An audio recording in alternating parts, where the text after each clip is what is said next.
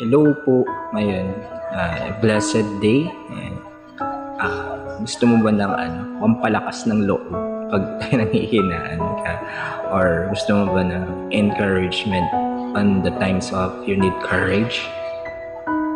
This verse is for you. So, ang verse natin ay magmumula sa Joshua 1 verse 9 at ating basahin. Sabi dito, have I not command you? Be strong and courageous. Do not be frightened and do not be dismayed, for the Lord your God is with you wherever you go. Ayan, napakaganda siya. Ganda ng verse, grabe si Lord, na kahit saan man tayo magpunta, lagi natin siya kasama. Kasama natin ang Diyos sa bawat laban ng buhay natin.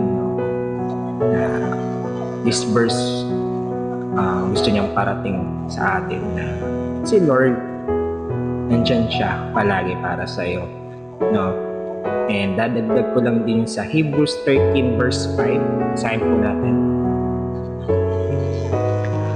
Keep your life free from love of money and be content with what you have.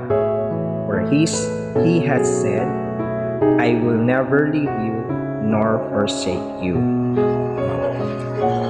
Linaw, no? Hindi kita iiwanan ni pababayaan, sabi ng Panginoon. No?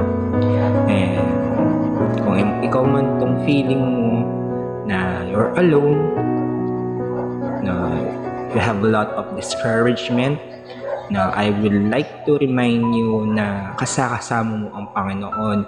Basta lagi ka lang na lumuhod at idaan sa panalangin ang bawat laban ng buhay.